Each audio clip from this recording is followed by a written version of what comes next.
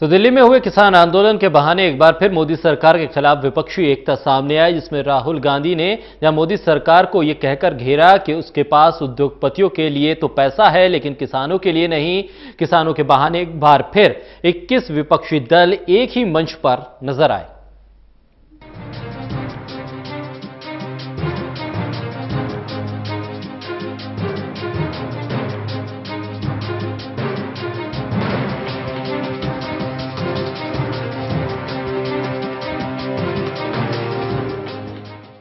2019 की लोकसभा चुनाव से पहले जब 5 राज्यों में चुनावों का सेमीफाइनल चल रहा है, उसके नतीजों से पहले दिल्ली में किसानों के आंदोलन के बहाने एक बार फिर विपक्षी एकता देखने को मिली।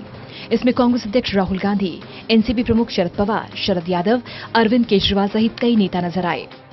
एमएसपी की गारंटी और किसानों का कर्ज माफ करने की मांग को लेकर दिल्ली आए किसानों के मन से सभी विपक्षी दलों ने जमकर मोदी सरकार पर निशाना साधा। सबसे बड़े विपक्षी दल कांग्रेस के अध्यक्ष राहुल गांधी ने मोदी सरकार पर आरोप लगाया, उनके पास उद्योगपतियों का जब कर्ज माफ किया जा सकता है तो किसानों का क्यों नहीं। हमारी विचारधाराएं अलग हो सकती है,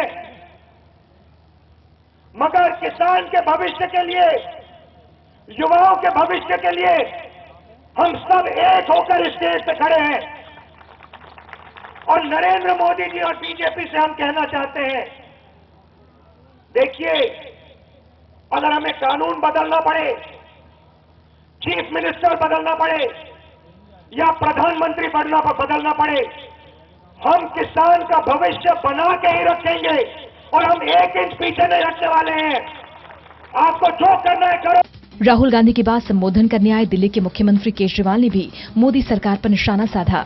दरअसल मोदी सरकार के खिलाफ विपक्ष की लामबंदी अपने आप में सरकार के लिए चिंता की बात है। केजरीवाल ने कहकर मोदी सरकार पर उद्योगपतियों के हित के लिए काम करने का आरोप लगाया। अगर किसान की फसल बर्बाद हो जाए तो सरकार की ये जो इन्होंने फसल बीमा योजना बनाई है, ये बिल्कुल फ्रॉड है, किसानों के साथ धोखा है, किसानों की आय के ऊपर डाका है। किसानों के अकाउंट से ये बीमा योजना वाले बीमा कंपनी के मालिक किसानों के अकाउंट से पैसे निकलवा लेते हैं उनके बिना मर्जी के। दरअसल इससे पहले कई बार विपक्षी एकता को लामबंद करने की कोशिश हो चुकी है, लेकिन करने के बावजूद ऐसा नहीं हो सका। लेकिन जब बात किसानों की आई तो सभी के सुर एक हो गए। ऐसे मौके पर फारूक अब्दुल्ला वोटरों को आगाह करते नजर आए कि एक बार फिर से आपको जात और धर्म के बारे में बताया जाएगा। बहरहाल सबसे बड़ी बात तो ये है कि जो विपक्षी एकता किसानों के मामले को लेकर एक मंच पर आ सकती है, वो 2019 के चुनावों के वक्त साथ नजर आती है या नहीं। टोटल न्यूज के लिए ललित नारायण कानपाल की रिपोर्ट।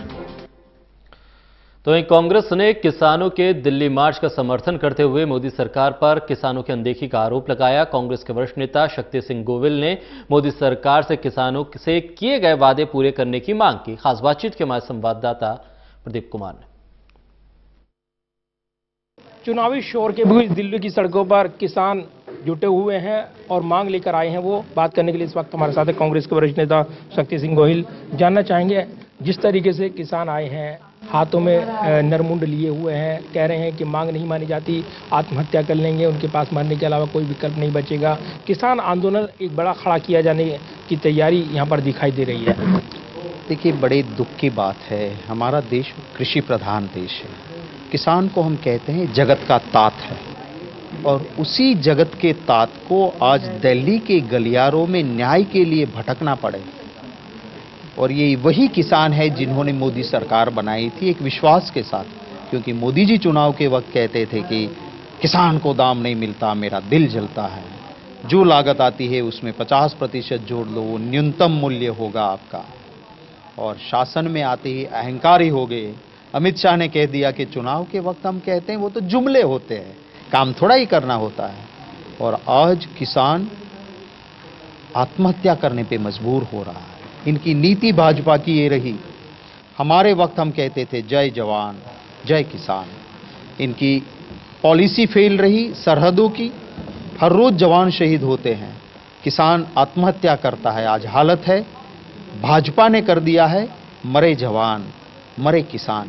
किसान को न्याय नहीं मिलेगा।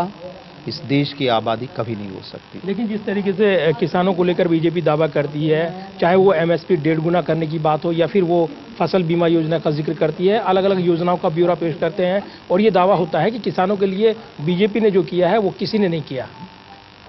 देखिए, बीजेपी का मतलब ही है बहुत झूठी पार्टी। ये कहते कुछ है, हकीकत कुछ और होती है। अगर ये सही में किसान का भला कर दिए होते ना, तो 200 ऑर्गेनाइजेशन इस देश के दिल्ली में किसानों को लेके नहीं निकल पड़ते।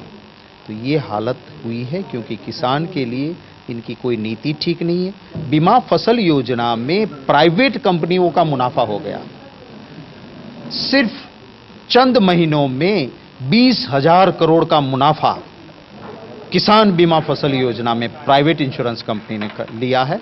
ये हकीकत है। थैंक यू बात करने के लिए। और किसानों का आंदोलन तो दूसरी तरफ उस पर सियासी वार कर रहे थे मोदी सरकार पर। कांग्रेस यहां पर किसानों की मांगों का समर्थन करते हुए हमलावर है। कैमरामैन गजेंद्र सिंह के साथ प्रदीप कुमार।